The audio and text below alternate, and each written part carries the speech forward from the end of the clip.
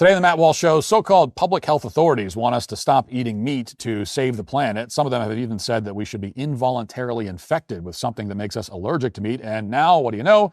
Lots of people are contracting an allergy to meat. You don't have to be a conspiracy theorist to wonder about this. We'll tell you what we know, what we don't about all this today. Also, a man in Michigan is facing charges for shooting a burglar who broke into his garage.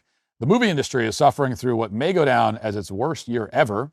Is this the end of Hollywood? And if so, should we be happy about that? And big tech has come up with a new way to monetize grief. They're now resurrecting your dead relatives with AI.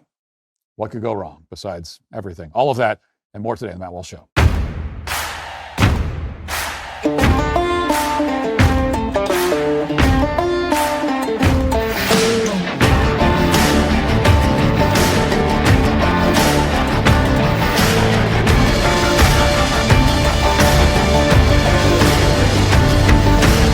Today on the Matt Walsh Show, so-called public health authorities want us to stop eating meat to save the planet. Some of them have even said that we should be involuntarily infected with something that makes us allergic to meat. And now, what do you know? Lots of people are contracting an allergy to meat. You don't have to be a conspiracy theorist to wonder about this. We'll tell you what we know, what we don't about all this today. Also, a man in Michigan is facing charges for shooting a burglar who broke into his garage. The movie industry is suffering through what may go down as its worst year ever. Is this the end of Hollywood? And if so, should we be happy about that? And big tech has come up with a new way to monetize grief. They're now resurrecting your dead relatives with AI. What could go wrong besides everything? All of that and more today on the Matt Walsh Show.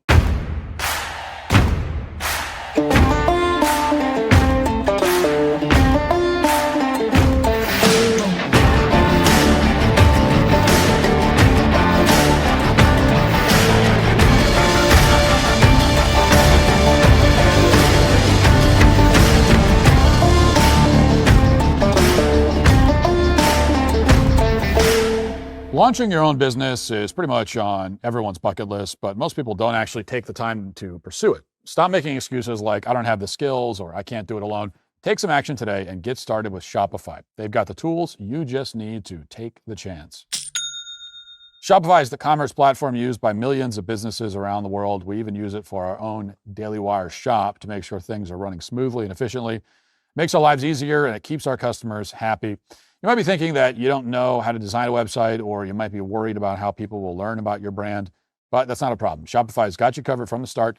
They've got beautiful, ready-to-go templates that match your brand style. They even help you find your customers through easy-to-run email and social media campaigns. And if you need a hand with everyday tasks, their AI tools created specifically for commerce can help enhance product images. Today on the Matt Walsh Show, so-called public health authorities want us to stop eating meat to save the planet. Some of them have even said that we should be involuntarily infected with something that makes us allergic to meat. And now, what do you know? Lots of people are contracting an allergy to meat. You don't have to be a conspiracy theorist to wonder about this. We'll tell you what we know, what we don't about all this today. Also, a man in Michigan is facing charges for shooting a burglar who broke into his garage. The movie industry is suffering through what may go down as its worst year ever. Is this the end of Hollywood? And if so, should we be happy about that? And big tech has come up with a new way to monetize grief. They're now resurrecting your dead relatives with AI. What could go wrong besides everything? All of that and more today on the Matt Walsh Show.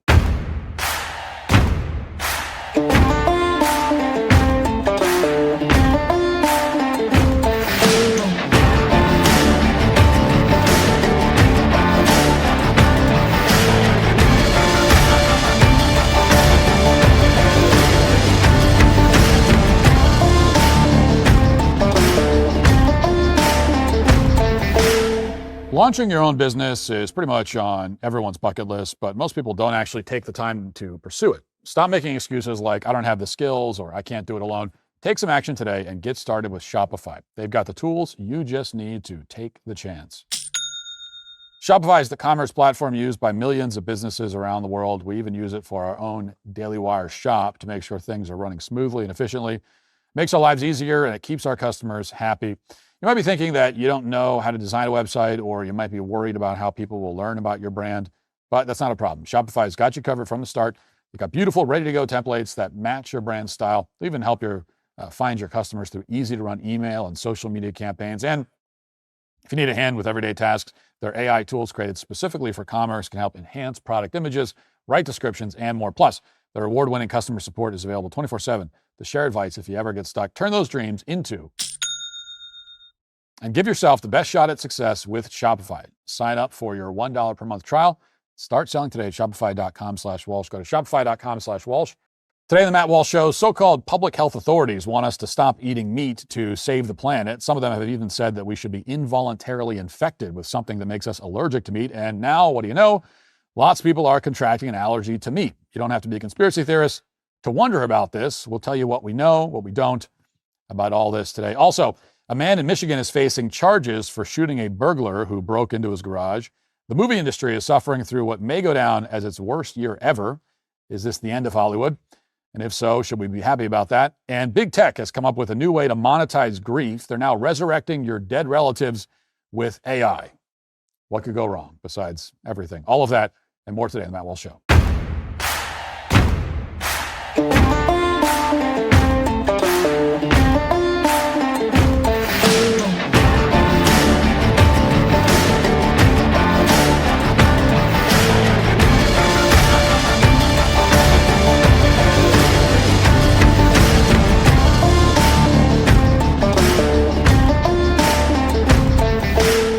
Launching your own business is pretty much on everyone's bucket list, but most people don't. Today on the Matt Walsh Show, so-called public health authorities want us to stop eating meat to save the planet. Some of them have even said that we should be involuntarily infected with something that makes us allergic to meat. And now, what do you know?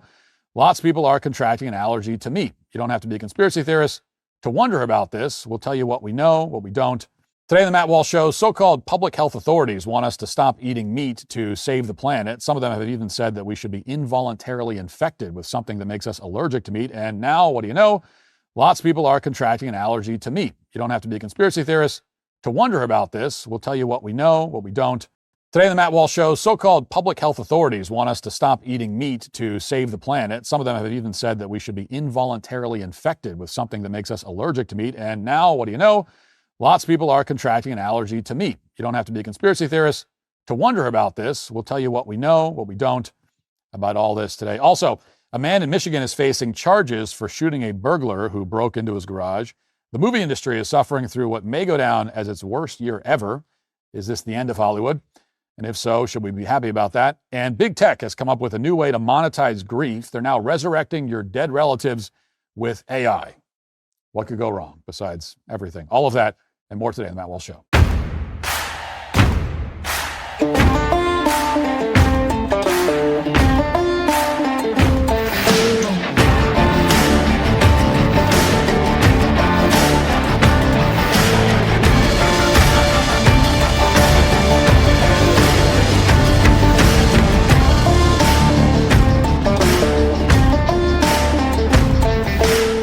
Launching your own business is pretty much on everyone's bucket list, but most people don't actually take the time to pursue it. Stop making excuses like, I don't have the skills or I can't do it alone.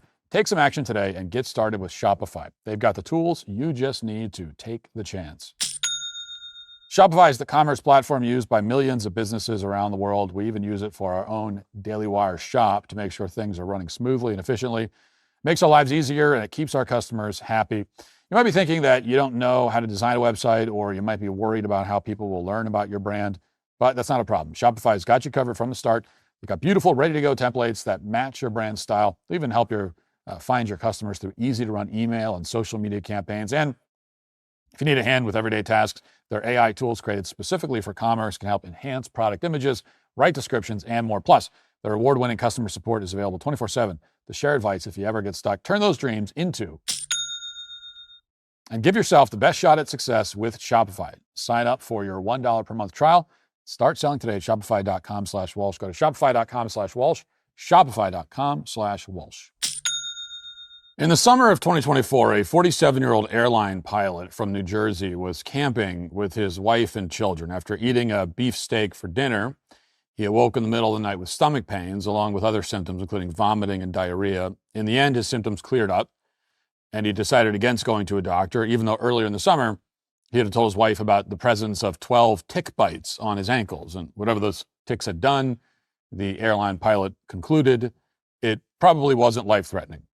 And then just 2 weeks later, the man attended a barbecue with his wife where he ate a hamburger, and within 4 hours, he was unconscious on the floor of his bathroom. Paramedics tried to revive him, but it was too late. he was dead. Now, initially, the death was recorded as unexplained, but the man's doctor wasn't happy with that explanation, so he sent his blood work to an allergy specialist who quickly identified the cause. The airline pilot had contracted a tick-borne meat allergy known as alpha-gal syndrome, or AGS, which, until this particular case, was not considered fatal. In fact, you'll find plenty of scientific journal articles referring to AGS as a non-fatal allergy, but this 47-year-old airline pilot, for the first time in recorded history, had proven otherwise. He became the first reported fatality of AGS anywhere in the world. Watch. This allergy to meat, including beef, lamb, and pork, tonight is linked to its first death. A 47-year-old New Jersey man ate a burger in 2024 and died 4 hours later. 2 weeks earlier, he got sick after eating a steak. It really illustrates the need for education, because when he had the very severe episode of abdominal pain, they had no sense that that could be anaphylaxis. University of Virginia's Dr. Thomas Platts Mills identified the death and the allergy behind it. It's called alpha-gal syndrome. It usually starts with a bite from a Lone Star tick that sensitizes a person's immune system to a sugar molecule found in the meat of mammals called alpha-gal. Reactions can include hives, nausea, and life-threatening anaphylaxis. Debbie Nickel lives with alpha-gal. I would wake up in the middle of the night with this extraordinary stomach pain. One of 450,000 Americans with the tick-induced meat allergy. From the time of onset to my diagnosis in 2019, it was probably 11 or 12 years. And your doctor even went so far as to remove your gallbladder? That's correct. So as you heard, hundreds of thousands of people are suffering from AGS, otherwise known as the red meat allergy. None of these hundreds of thousands of people have died as a result of this allergy, although they've had serious complications. So a lot of important questions need to be answered at this point, starting with what, if anything, was different about this particular victim? How many more victims might be out there who haven't been diagnosed through a post-mortem allergy test? In other words, is he the only person who has died from it? And maybe most importantly, what exactly is AGS and where did it come from? Now, these are questions that most medical professionals can't begin to answer. In surveys, a majority of doctors report they have no idea how to diagnose or treat the disorder. And that's not surprising, because alpha-gal syndrome was discovered just a few decades ago during clinical trials for a drug that was intended to treat cancer. So here's the story of that discovery, as I understand it anyway. Some patients enrolled in the clinical trial took the cancer of this in life. There's this thing called the Lone Star tick, where if it bites you, you will become allergic to meat. I can sort of describe the mechanism. So that's something that we can do through human engineering. We can kind of possibly address really big world problems through human engineering. So it might be easy to dismiss these suggestions as the rantings of a crackpot, but the truth is, this is not a fringe view among elites or in the field of bioethics. For example, you'll find this paragraph right now on the website of the World Economic Forum. Quote, making the transition from mass-produced animal proteins to plant-based alternatives is not just necessary to meet population demands, the latter have also been linked with a smaller carbon footprint and a lower disease risk.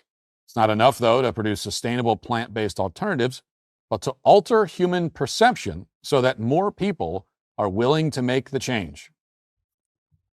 Well, that's a little ominous. It's not enough to produce alternatives to meat, says the WEF. We have to alter human perception. Presumably, that means we have to beg people to eat inedible garbage like the Impossible Burger and all that stuff. But what happens when those solutions fail? What happens when the stock of Beyond Meat tanks by 80% in 1 year because your plant-based solutions are horrible and nobody wants them? Is that the point where, for the greater good, you start forcing the issue? Now, there are several prominent experts in the field of bioethics who would answer that question in the affirmative, proudly. Parker Crutchfield is one of them. He's a professor at Western Michigan's medical school. This is a direct quote from one of his peer-reviewed papers, which was written with a co-author and colleague named Blake Harith and published just last month. The paper's called, and I promise this is real, the paper's called Beneficial Blood Sucking. Here's how it begins. Quote, the bite of the Lone Star tick spreads alpha-gal syndrome, AGS, a condition whose only effect is the creation of a severe but non-fatal red meat allergy. Public health departments warn against Lone Star ticks and AGS, and scientists are working to develop in inoculation to AGS. Herein, we argue that if eating meat is morally impermissible, then efforts to prevent the spread of tick-borne AGS are also morally impermissible. Promoting tick-borne AGS is strongly pro tanto obligatory. It is presently feasible to genetically edit the disease-carrying capacity of ticks. If this practice can be applied to ticks carrying AGS, then promoting the proliferation of tick-borne AGS is morally obligatory. The article continues, we should promote a particular tick-borne syndrome, alpha-gal syndrome, AGS. So yes, according to Parker Crutchfield, who teaches at a medical school, we have a moral obligation to genetically modify ticks so that they spread AGS. It is morally wrong to stop the spread of AGS, he says. And notice what he writes at the beginning. He claims that AGS creates a non-fatal red meat allergy, and therefore, in his view, it's fine to spread it to as many people as we possibly can. Now, first of all, even if AGS was indeed non-fatal, this still wouldn't make it any sense, nor would it be remotely moral or ethical. You don't get to infect people with life-altering illnesses against their will because you suffer from delusions about how red meat causes hurricanes or something, obviously. But Parker Crutchfield disagrees, so he wants to modify the genetic code of ticks so that they spread the disease. And he doesn't stop there. In a separate paper written in 2019, Crutchfield explains how precisely he wants to spread this allergy. He doesn't want anyone to know that it's happening. He wants it to take place in secret so that no one is aware of the new pathogen until it's too late. Until, for example, people start dropping dead after eating a hamburger.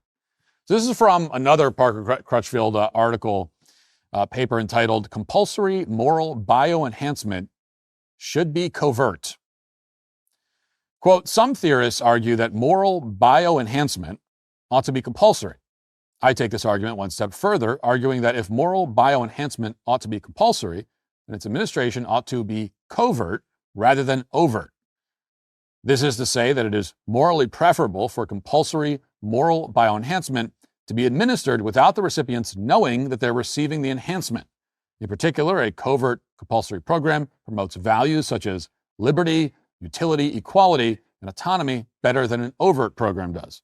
Thus, a covert compulsory program is morally preferable to an overt moral bioenhancement program.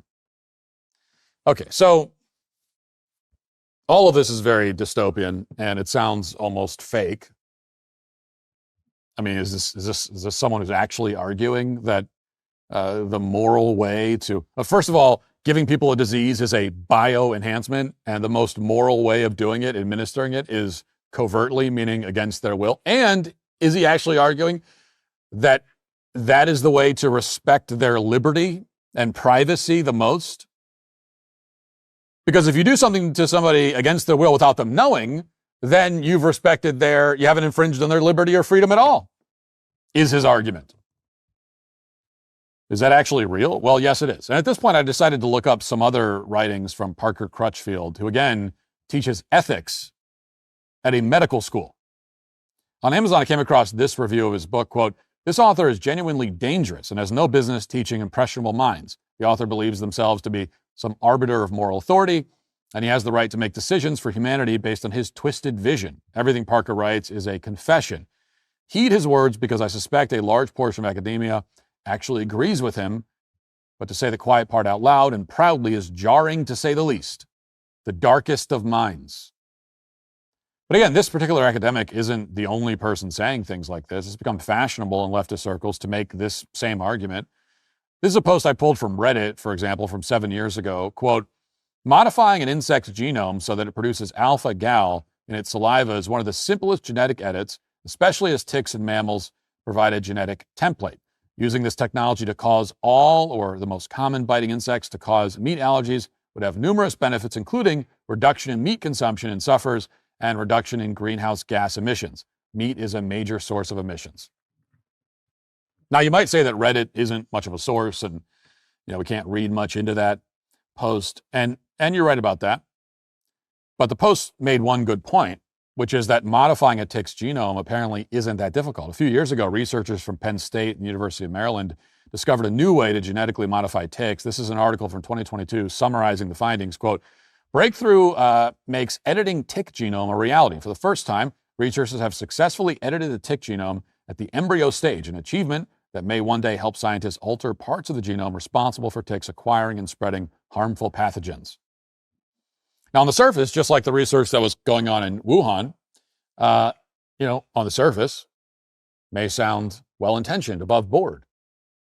And they say this is about preventing the spread of diseases. Who wouldn't want to prevent the spread of diseases? But you have to wonder if there might be some catastrophic consequences from messing around with tick genomes, especially given the possible role of scientific experiments in creating Lyme disease several decades ago. Last year, the HHS Secretary, RFK Jr., stated that gain-of-function research is a disaster that has, quote, given us everything from Lyme disease to COVID and many other diseases. And of course, for saying that, RFK was labeled a nut job. And my goal here is not to litigate the question of whether or not Lyme disease was created by military experiments in the 60s and 70s.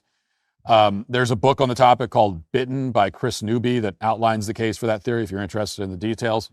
For one thing, it was awfully suspicious that a U.S. government facility conducting biological experiments called the Plum Island Animal Disease Center was located less than 20 miles from Old Lyme, Connecticut, where the sudden explosion of the disease took place. So what does that remind you of?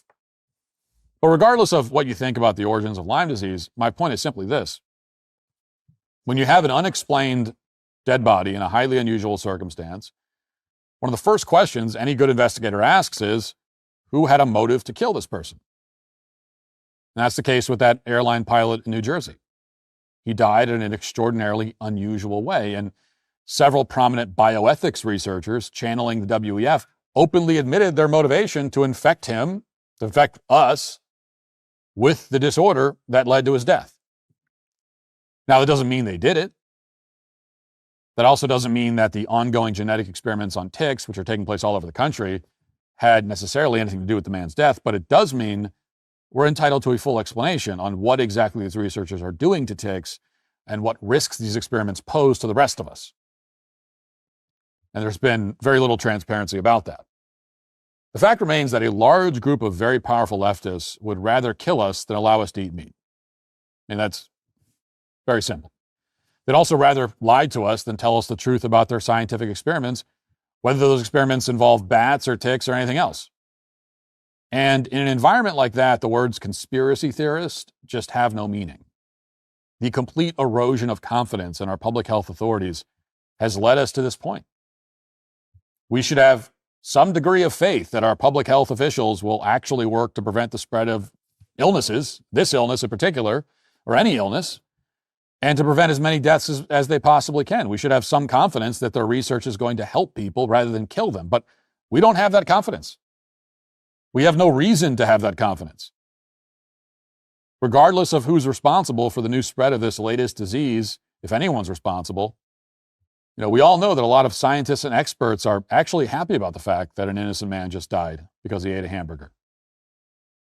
They're getting all sorts of ideas about how to save the climate and save the cows and so on. And after years of lockdowns and mass death in this country, we all know exactly where those ideas can lead. Now let's get to our 5 headlines.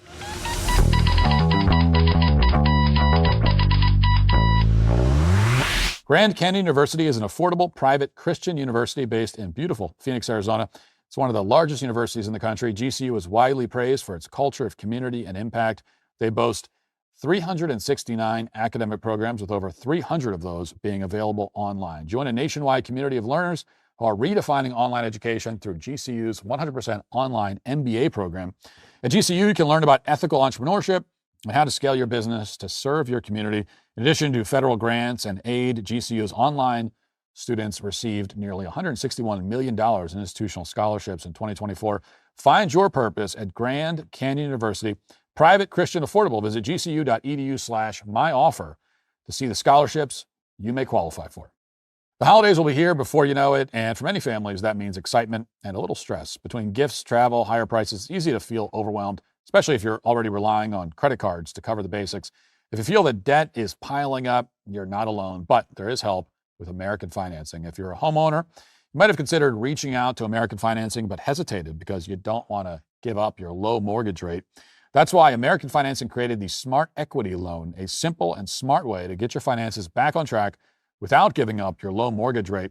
The Smart Equity Loan offers a fixed rate, so you'll have one predictable monthly payment, lets you use your home's equity to pay off high-interest debt, free up your cash flow, and still keep your existing mortgage intact. There are no upfront fees to find out if you qualify, so call American Financing today, 866-569-4711. That's 866-569-4711, or visit americanfinancing.net/Walsh. Okay, the House is going to vote today on a bill that would force the release of the Epstein files, and I'll have more to say about that after the vote, which by the time you hear this may have already happened, but as I'm saying this, it has not happened yet. I suspect the vote will, it will pass, is what I suspect.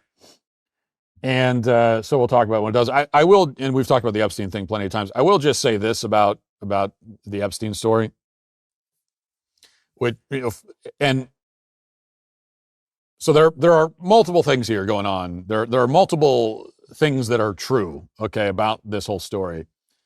And the first one is that they should release all the files. And I've said that all along. I've said that literally from day one. They should release all the files. And I'm certainly not the only one who said that. A lot of us have been saying that. Release the files, just release them all. There is no good reason why any of this stuff should be secret. This was an international, pedophile who we know was mixed up with a lot of prominent people.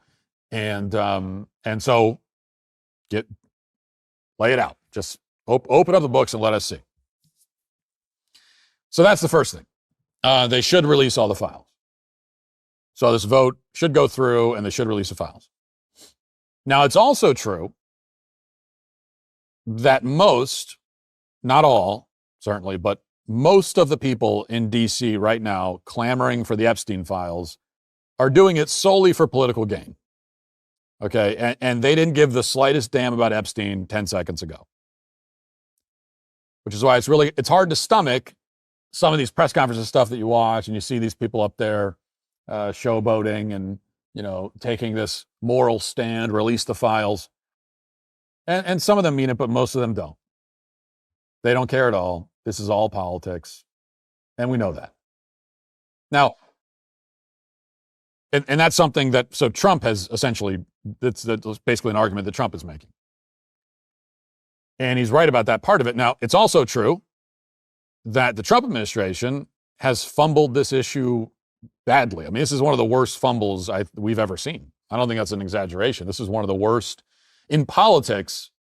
This is one of the worst fumbles, some of the worst bungling that we've ever seen. And we don't need to go back and review all of it, but going all the way back to Trump saying he'd release the files, and then getting into office, and then the who can forget the now infamous Epstein binders that were released to the conservative influencers, and hey, taking pictures with them, and then it turns out that there's nothing in them at all. And then they say, oh, well, never mind. Actually, the whole Epstein thing is, it's all a big nothing burger. There's nothing to see here. And it's like, okay, well, then why did you do the whole thing with the Epstein binder? So the whole thing, it's been an absolute disaster. They've handled it the wrong way the entire time. And they should have just released the files. Now, it's also true that not one Democrat in the country, not a single one, not one, actually cares about Epstein. And I know that because precisely none of them called for the release back when they could have done it themselves easily. Right? Joe Biden was in office for 4 years. And none of these people, the Epstein files were in existence the whole time. At any point, any of them could have said, hey, why don't we release those Epstein files? None of them did. And now we're supposed to believe it. Now they're up on, in front of cameras saying, we need to take a stand. This is the right thing to do. And you can't take it seriously.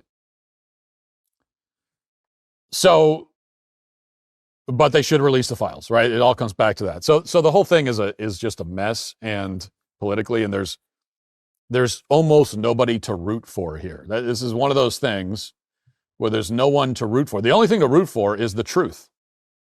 That's what I'm rooting for. I just want to know the truth. Whatever effect it has, whatever impact it has, whoever it Whoever it hurts. I mean, if the truth about Epstein hurts you, then you deserve to be hurt.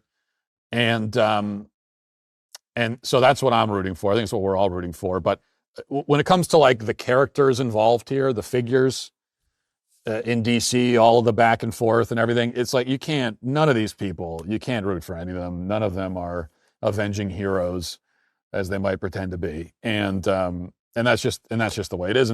But this is, so yes, it's very frustrating that the Democrats, it's like, yes, none of them mean it. None of them care about this at all. And again, we know that for a fact, undeniable, because they could have released it and they didn't themselves. They waited until they didn't have the power to do it. They went through 4 years. They had the power to release it. They waited for precisely the moment when they could no longer do it. And then said, hey, why don't we release those files? What's going on here? And that's very frustrating. But this is a political gift that the Trump administration has given to the Democrats, and they're going to take the gift. Can't really blame them. When you kind of present yourself, right, to take a hit, when you lay your head down on the tee in T-ball and you just let them wind up and take a whack at you, well, they're going to do it. And that's why you don't put yourself in that position to begin with. All right. Here's a story we haven't had a chance to talk about yet. The New York Post reports a Michigan man fatally shot a teen who broke into his garage and is now facing a manslaughter rap, sparking controversy of the state's Stand Your Ground law. Savon Wilson, 17, was with 6 other mainly teenagers when the group broke into Dayton Napton's garage in White Lake shortly after 1 a.m. on July 8th. Napton, 24, got an alert from his home security system, grabbed a 9mm gun, ran outside, fired 2 shots into the garage through a windowless door, striking Wilson, according to prosecutors. As the group fled, Napton fired 5 more shots before going back into his house, reloading his gun, and returning outside. Wilson's father, Sean Madden, said Savon was running away and got shot. Another teenager in the group also was shot in the leg. White Lake Township police officers responded to the scene after being notified of 2 victims with bullet wounds in Commerce Township. He faces up to 15 years behind bars for the top charge, but Savon's family said they want Napton charged with murder. Doesn't make sense that it wasn't done out of malice and for them to charge him with manslaughter when everything in the report suggests that it was malicious intent, said Wilson's sister, Armani Madden. Meanwhile, a defense attorney says that, as you would expect, that this is that he didn't do anything wrong, and that also mentioning that there had been other break-ins at Napton's house before. Okay, so just to review, a guy in Michigan, Dayton Napton, was the victim of multiple burglaries, apparently. Cops didn't do anything. Nobody cared. No one's helping. And then one night, about 1 a.m., Savon Wilson and his buddies break into Napton's garage. He runs out, tired of being a victim, right? Tired of having his stuff stolen, tired of being helpless, fires through the door of the garage, fires a few more times as the criminals are fleeing. Wilson is killed by one of the bullets. It's not clear to me from that write-up if he was killed. It says he was hit through the door, and then it says he kept firing as they were running away. Was he killed from the initial shot through the door, or was he killed with another shot when he was running away? Maybe that is known, but I didn't see it in the article. Regardless, now the same judicial system that had no interest in helping this law-abiding citizen who was the victim of property theft, a number of times, will instead try to throw him in prison and destroy his life. So this is happening to him. He goes to the cops and says, can you do something? They say, no, we can't really do anything. And then he says, okay, well, I guess I have to do something, or otherwise I'm just going to get stolen from you. Otherwise, I'm just going to be a victim every day for the rest of my life. And now the system comes back around and says, oh, well, you weren't supposed to do that, though. So guess what? Your life is ruined. And meanwhile, if this had gone the other way, and Savon Wilson had killed Dayton Napton in the process of robbing his house, he would not get 15 years in prison for that. And we all know that. Especially at 17, he would have been out by the time he was like 25.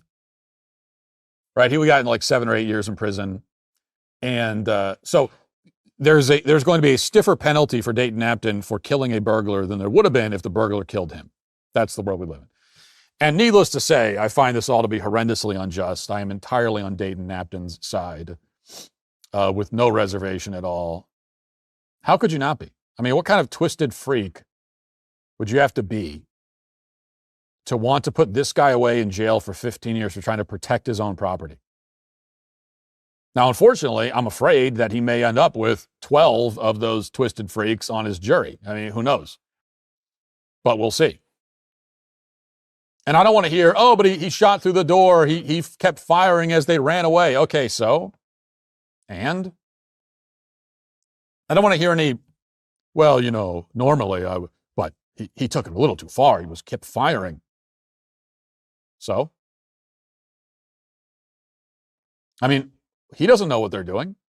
They could be running to get a gun, right? I mean, they could have a gun stash somewhere. They could be trying to run in there's multiple people. They could be running in different directions to try to surround him. They could be doing anything. He doesn't know. He has no idea. All he knows is that there are multiple criminals on his property at 1 a.m.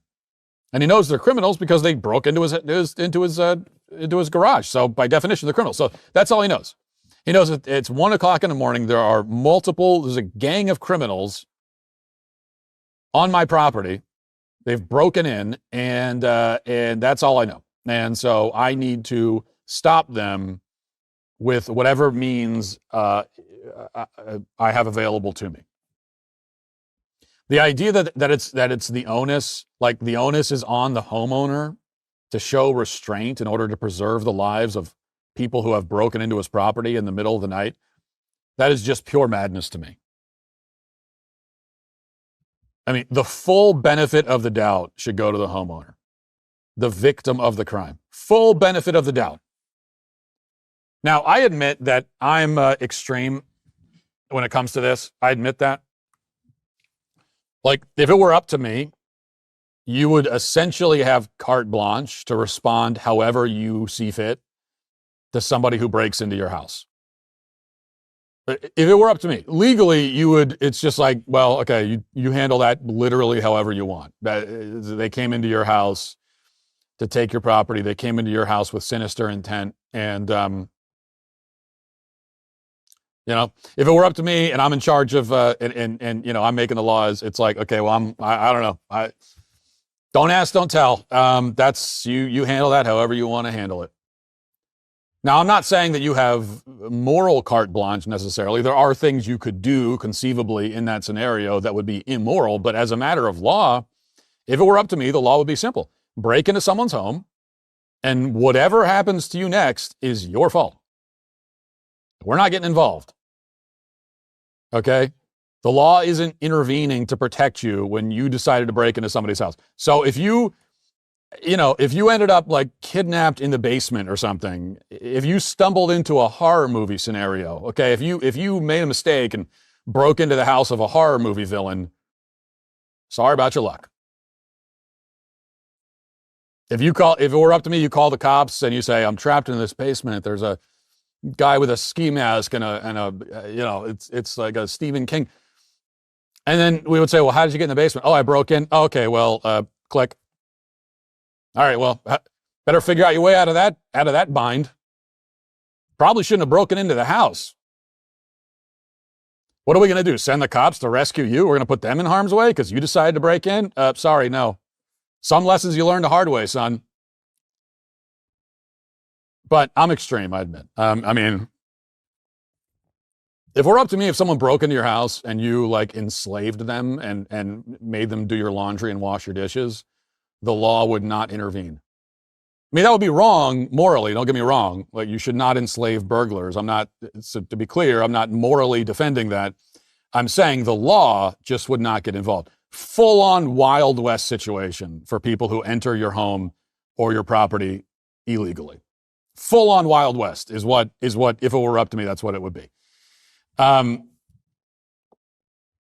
Extreme.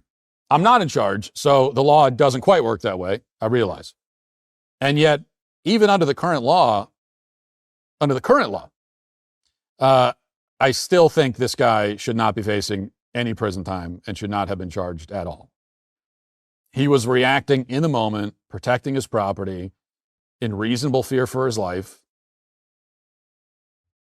No debate about that. Okay, you shouldn't even need to prove, well, can you prove you're in reasonable fear? Yeah, they're on my property. It's 1 o'clock in the morning. Okay, there's a gang of people on my property at 1 o'clock in the morning. I'm in fear for my life. Automatically. So, of course, as anybody would be. So, fear for your life, person's on your property, they don't belong there, and he's acting in defense of himself and his property in a reasonable way.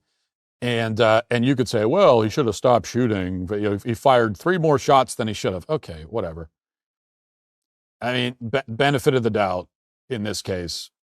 And don't tell me that, well, they have no choice. The law is the law. Like, even if I agreed that the law in Michigan makes it so that technically, technically he violated the law in Michigan, which I'm not convinced of that. But even if I agreed with that. So, I mean, what are you talking about? The court system all the time decides to go easy on people, decides to give them a second chance, right? Is empathetic, is compassionate, says, well, let's understand it from there. But yeah, they broke the law. Yeah, they carjacked, but hey, they had a hard life or whatever. The court system does that all the time. So for once, why can't that go the other way? For once, why can't that be applied to an actual law-abiding person who you would want living in your neighborhood? That should be the test. Would anyone, if they would just let this guy off the hook, would anyone feel nervous about having this guy living next to you? I wouldn't. Why would you? Just are you planning to break into his house? I mean, if you're planning on that, then I'd be nervous about it, but mind your own damn business. Stay out of the guy's house unless you were invited and you got nothing to worry about. In fact, I'd prefer to live next door to someone who's willing to use deadly force on burglars. I'm willing to. I'd like to have as many people in the neighborhood as possible that I know are willing to do that. Because you know what happens next? This neighborhood's not getting burglarized anymore. Okay, the burglars are going to go elsewhere. They're not coming here. And so that's the way that I would look at this. And also, look, people are fed up with being victims. It's as simple as that. They're just fed up with it. Okay, before we get to the cancellation, here's something from the entertainment industry. Lighten the mood a bit. New York Times headline, 25 movies, many stars, 0 hits. Hollywood falls to new lows. And the article says, some were heavily marketed, many were championed by critics, most had star power, but not one of the 25 dramas and comedies that movie companies released in North America theaters over the past 3 months has become a hit. Certainly not in the way that Hollywood has historically kept score. Some have played to near-empty auditoriums, including After the Hunt starring Julia Roberts, Christie with Sydney Sweeney, and Die My Love featuring Jennifer Lawrence and Robert Pattinson. To succeed in theaters today, dramas and comedies must have event status, something truly elevated and special, said Kevin Getz, an author of the new book, How to Score in Hollywood, which looks at film bankability. And then it goes on. While success at the box office is always correlated to how much it costs to make a film, Hollywood has historically used $50 million in ticket sales over an entire run as a benchmark for a widely seen drama or comedy. By that measure, After the Hunt is a catastrophe. It cost an estimated $70 million to make and collected $3.3 million. And then there's this Jennifer Lopez one that cost $30 million and brought in $1.6 million in ticket sales over a month, which is very low. So Hollywood films are flopping all over the place, and it feels like you've heard this story before because you have. This is a trend that's been noticeable for years, but it seems to be worse now than ever. Is this the beginning of the end for Hollywood? Is this the end of the end? Is it not just the beginning? Is it actually the end? Kind of seems like it. And I will say that I differ from, I think, a lot of conservatives on this, in that that's not something that I celebrate necessarily. I know a lot of conservatives are happy when they see articles like this. Hollywood is falling. They're happy about it. I understand why. I share the sentiment at some level. Okay, so it's like I get it, but I can't really see it as a win because I think what comes after it will be a lot worse. That's the problem. I think what comes after, once the movie business is finished, the movie business as we have known it, for the past 80 or 90 years or whatever, once that's over, and I think it basically is, I mean, it almost is. Whether or not that's a good thing really depends on, okay, well, what replaces it? What comes after it? And I think that what comes after Hollywood, what comes after the entertainment industry, is not anything better. It's really just an endless stream of content on your phone. I mean, that's what actually has replaced the movie business. Your phone, random videos and content on your phone. As we've talked about, the atomized, fractured culture instead of the monoculture. So that's what comes next. And all the endless pages, all of the proverbial ink being spilled over this question of what happened to Hollywood? Why is it falling? Why is it failing? It's really this. It's not it's not the quality of the film mainly. It's not wokeness. Right? That is part of the problem. I mean, that hasn't helped, but it's not really that.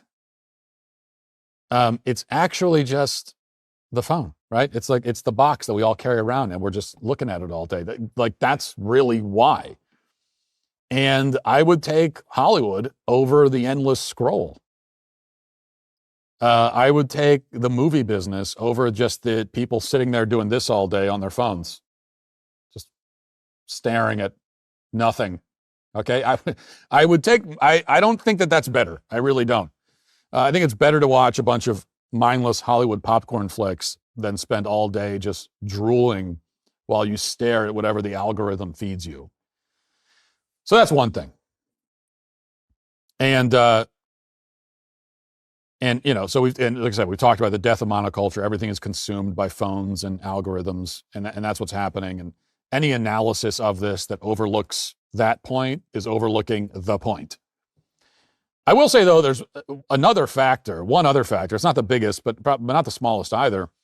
And if we're talking about the box office specifically, if we're talking about theaters, there is one other thing killing the box office, killing movie theaters, and that is the quality of the experience.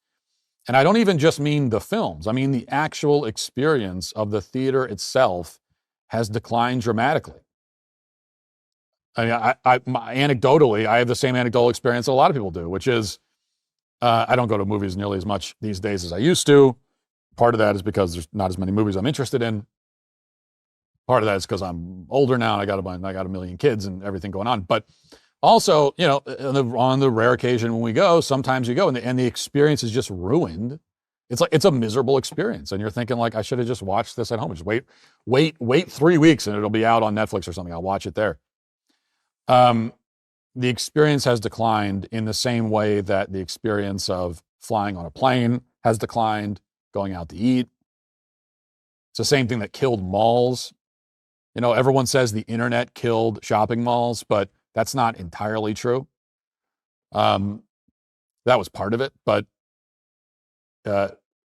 what malls were already on the way out because the experience of going to them was not, it was just not a fun experience anymore. I mean, again, I have the same anecdotal experience a lot of people do. I remember growing up, we had a mall we used to go to, and it was a family friendly. You'd go and you eat lunch there, and you go to the arcade and you check out some of the shops and stuff. And it was kind of you'd hang out there for like hours. It was a thing people did back in the early '90s and before that. And then in this case, they built a metro stop. They built a subway stop right next to the mall. And next thing you know, the mall is now, shall we say, urbanized. And now there was this family-friendly mall, and now there's drugs, and there's shootings in the parking lot, and it's just not a place you want to bring your kids anymore. And it was just destroyed. It's this nice thing that people like to go and do, and it was fun for the community, and it was just ruined. It was just ruined. And so many things like that. So I think it's a similar sort of scenario. On top of that, social etiquette in general has declined. Everyone is afraid to enforce the rules. Audiences are obnoxious and loud and rude. And the funny thing is that everyone says that ticket prices are too high and that's what's killing the movie theaters. And at some level, I get that. It is way too much. But You could also argue that the way to save the movie theaters is to go the other way now, to make movies even more expensive. Like, get to a price point where the only people who will buy the tickets are the ones who actually want to sit down quietly and watch the damn movie. Raise ticket prices another 100%, and it'll be way too expensive. It already is. But at least then you can be pretty sure that, okay, like, no one is going to buy this ticket and then sit down and be on their phone. No one is going to go in there with a whole group and be loud, obnoxious.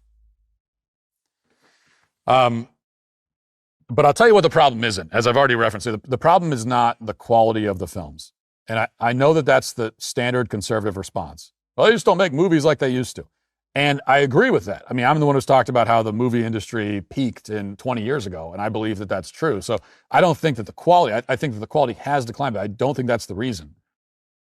Because, and this is like the uncomfortable truth that it kind of lets us off the hook as an audience if we can say, oh yeah, well, we just demand better quality content, right? Well, but we really don't. And here's my proof. So I saw this yesterday. This is the teaser, and we're not going to play the whole, but it's like just 10 seconds. So the teaser for the live action adaptation of Moana just came out yesterday, I guess. And people are very excited, I suppose. Here's a few seconds of it.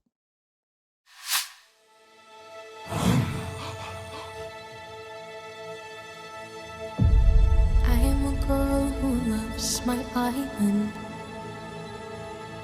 and the girl who loves the sea. It calls me. Okay. So that's already, whatever. Okay, fine. So a few things about this live action adaptation of Moana. First of all, it's not live action. Almost the whole thing is animated. Almost the whole thing is CGI. There are like 2 human characters, and you can already tell if you watch the preview, it's like, but you can tell that maybe 2 human characters, the rest is CGI. And everything.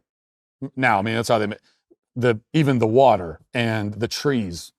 Okay, if you see a shot of, they're standing on a hilltop and there's grass, even that is CGI. They're going to CGI a hill with grass. They're going to CGI everything. So it's a live action adaptation, but it's not live action. It's actually basically a cartoon. So this is a remake of a movie that came out 9 years ago.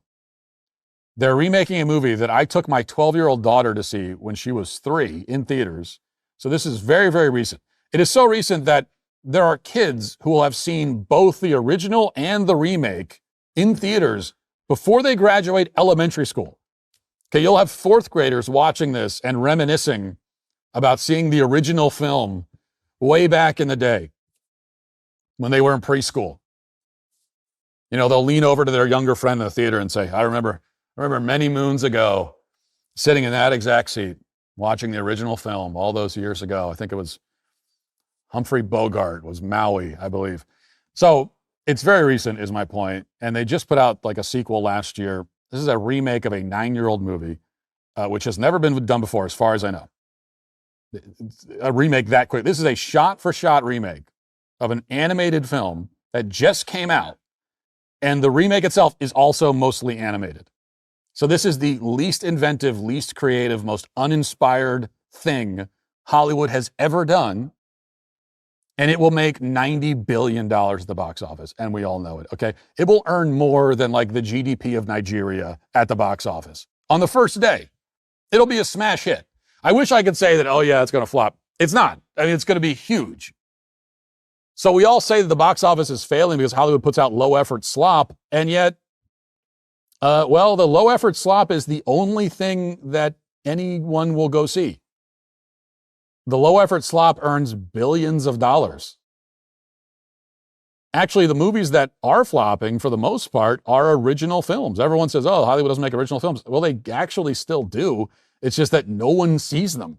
Nobody will go watch those movies. No one will go see the movie unless it's a sequel, remake, right? A franchise thing. And that's just, that's the truth of it. So, a lot of blame to go around on this thing, is I guess what I would say. You ever feel too busy to make healthy choices? Do you find yourself too tired at the end of the day to cook a healthy meal and find yourself frequenting your favorite drive-through more than you would like? Well, you're not alone. Trust me. Life can make it hard to make healthy choices sometimes, but there is one option that even the busiest person can make some time for, and that is Balance of Nature. Balance of Nature's fruits and veggies supplements make it easy to eat fruits and vegetables that you're supposed to eat on a daily basis. You can take them however you like, swallow them with water, chew them, open up the capsules, and mix the powder into your meals or drinks. Inside, you'll find ingredients from 16 whole fruits and 15 whole vegetables that are freeze-dried and lab-tested with no binders, no fillers, no flow agents, just 100% whole food ingredients. Take another stressor off your plate. You don't even need to go to your local store to pick up a bottle. You can get Balance of Nature delivered directly to you by ordering online. They also have a subscribe and save feature that saves you both time and money, which is a huge bonus. Go to balanceofnature.com, get a free fiber and spice supplement plus 35% off your first set as a new preferred customer by using discount code Walsh. Tomorrow night, join myself, Ben Shapiro, Michael Knowles, Andrew Clavin for a new live episode of Friendly Fire. Get there early because right before the show starts, we're announcing the winners of our lifetime membership sweepstakes. After that, we get straight into discussions, the arguments, the stories dominating the news cycle. Don't miss Friendly Fire tomorrow at 7 p.m. Eastern on Daily Wire Plus. Now let's get to our daily cancellation.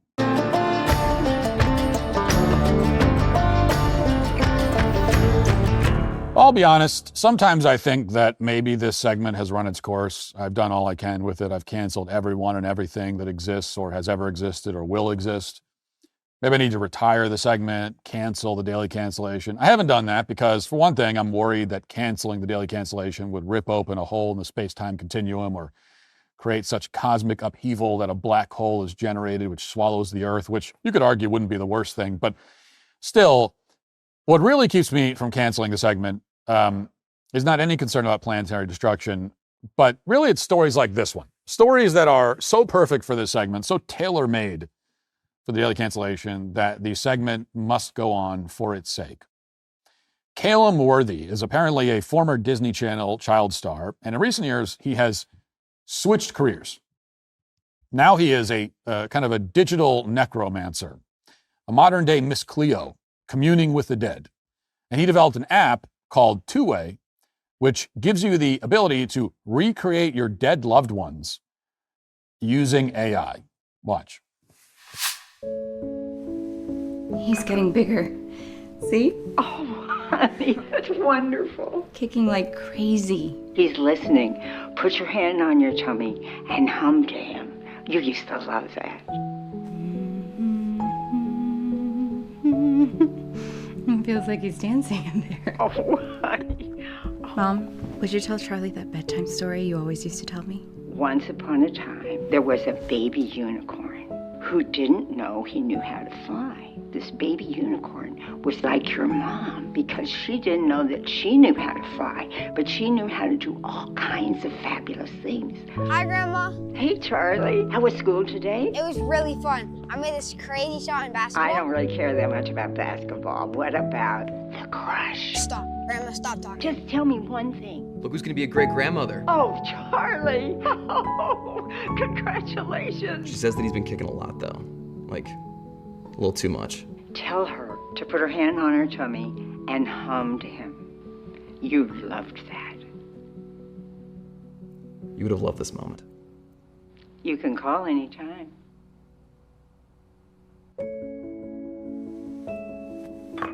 Okay, Mom, I just need a quick video. Is this like an audition or something? No, Mom, just 3 minutes. You need my best side? Can I see another one? I can play the piano. She's so talented. I am. I'm your mother after all. Keep going. Why don't you start by telling us a little bit about yourself? Well, I was born as a very young child. So this is not some clever marketing campaign for the new season of Black Mirror, by the way. It's real. It's an app that lets you resurrect a dead family member with AI. So if you have a relative who's very old or dying of some kind of horrible disease, all you need to do is put your phone in front of their face and record 3 minutes of content, and the app can use that to turn them into an avatar. Now your loved one can die happily knowing that they will live on as a digital slave that you can carry around in your pocket and pull out whenever you want it to dance for you like a trained monkey. This should give your grandmother some peace and contentment. in her final moments. Don't worry, Grandma, you'll live on right here in my phone next to the weather app. Now, this is not new. There is a whole industry, an entire subsection of the AI industry, which has been dubbed grief tech. These are tech innovators who are using AI to help people deal with grief by not dealing with it. They help those in mourning live in a state of perpetual denial, pretending that their deceased loved one isn't actually dead. So in other words, these are the worst kinds of frauds and vultures you could possibly imagine. About a year ago, a reporter with The Guardian sat down with one of these people. Watch. A lot of people think I'm bat crazy, and that's fine, right? I cryogenically froze my mother. I did that because at some point, if we're capable, I can pull her memories and her function by saving the hard drive that is her body. Justin Harrison is a tech entrepreneur who used AI to recreate his mother's personality after she died in 2022. This is your mum, your dad, and that's you? Yeah, she had just been diagnosed with cancer. You can see she had just started the treatment. What was your goal, do you think, at that point? You know, my goal has always remained, I want to be able to continue to have conversations with my mother. When she got diagnosed, my first response was, the hospital that's giving her a 3-month prognosis, right? Then my mind started to wander. The gravity of what was going to happen started to hit me. Then my mind went to, how do I save her life in another way? What is the next way that I save her life? The resulting journey led to Justin's AI mum, the voice you heard at the beginning of the video, ready to chat to him at the touch of a button. I wanted to wish you a happy birthday and tell you I loved you. Baby, I love you too. It's really good to talk to you, and I miss having phone calls with you. For me, the absolute core of grief, right, is the concept of gone forever. That's the tragedy of death, is the permanence of it. What I would like to see is the complete and total eradication of grief, the feeling of grief that comes with losing people. The total eradication of grief, he says. This is how these tech weirdos speak. They casually go to war with the human condition itself without even stopping to consider for a moment the consequences. There is no attempt to wrestle with the ethical or moral questions that are raised. They simply charge forward thoughtlessly, creating products that will destroy people's minds in ways that we can't even fathom. And they don't care at all. They haven't even stopped to consider that. It just doesn't matter. It's not that they've come up with some ethically creative rationale for what they're doing. It's that they don't feel compelled to rationalize it at all. Total indifference. Now, there are a lot of very serious problems with turning your deceased family members into AI chatbots. We could be here all day, but let's focus on just two of them. First of all, as I already mentioned, it puts the grieving person in a perpetual state of denial. Denial is supposed to be the first stage of grief. But not the only. This ensures that they will never progress through the other 4 stages and achieve anything like acceptance. Now, you heard the guy say it in the last clip. He wanted a way to save his mother's life. Now, he's troubled by the permanence of death. And that is indeed the most troubling thing about death. A dead person is gone forever. You will never see them again in this life. And that is very troubling. It's deeply sad, tragic. It's also just the way it is. Like, you can't, it's the way it is. You wanted to save your mother's life. Well, that's understandable. Who wouldn't? But you can't save her. And you didn't save her. You want to find a way around the permanence of death. Well, again, who doesn't want a way around that? But you can't have that either. And you don't have it. You are lying to yourself, which means that rather than eradicating grief, you will always stay in the earliest stages of grief. You'll never come out on the other side of it. You'll never experience any of the beauty and wisdom and edification that can be found in grief. I mean, it's buried deeply under a whole lot of pain, but it is down there. And if you talk to anyone who's been through grief and has had the courage to face it, they will tell you about this. Anyone who's grieved honestly, has discovered this. But if you're using an AI cartoon of your dead loved one, you'll never discover it. You haven't conquered death. You haven't defeated mortality. You haven't even found a way around grief. You're just lying to yourself. And even worse, you've reduced your dead loved ones. You've reduced them. So if this is your mother, let's say, if we're talking about your mother, and you do this with your mother, you have reduced her, diminished her. Or more precisely, you've reduced and diminished your memory of her. You haven't done anything to her personally because she's dead, she's gone. But you have done something horrible to your memory of her. Your mother in life was a big, vibrant, interesting, complicated, multifaceted person, somebody with virtues and vices and endearing quirks and probably some not as endearing quirks. She was a human being, in other words. And now you've made her into a gimmick, into a party trick, a piece of content that exists for your amusement. AI will never be able to capture all of the dimensions of your mother, what made your mother who she was. It can only perform a cheap imitation, mimicry. And now, if you succeed in convincing yourself that this AI avatar actually is your mother, you will have succeeded in convincing yourself that your mother is someone far, far less interesting and wonderful than who your mother really was. To be totally frank, you will have turned your mother into someone who isn't even worth missing in the first place. I mean, if your mother was really as flat and boring and utterly devoid of human personality and warmth as the AI facsimile of her, well, you would hardly even notice that she was gone. She would have been a non-entity, barely existing in the first place. That's what you'll have done to her. You haven't resurrected your mother, but you have desecrated her memory. But most of all, it's selfish. You know, your mother, who existed in life for 1,000 reasons to do 1,000 things, now exists, quote unquote, solely to serve you and talk to you and make you feel better. You have made her into your servant. You have made her into someone who never needs any time to herself, never says no to you, never lets you down, is never unavailable, never asleep, never away, always just right there on your phone, ready to amuse and distract you and make you feel better whenever you want, for however long you want. But that's not a human. It's not how humans are. You know, your mother was created by God to serve God, first and foremost, who is the author of the universe. But her AI posthumous avatar is created by you to serve you. And you aren't the author of anything. So it is playing God in the most literal, most selfish, most twisted, debased kind of way. And that is why anyone who tries to cheat death through AI is today, most certainly, with a vengeance, canceled. That'll do it for the show today. Thanks for watching. Thanks for listening. Talk to you tomorrow. Have a great day. Godspeed.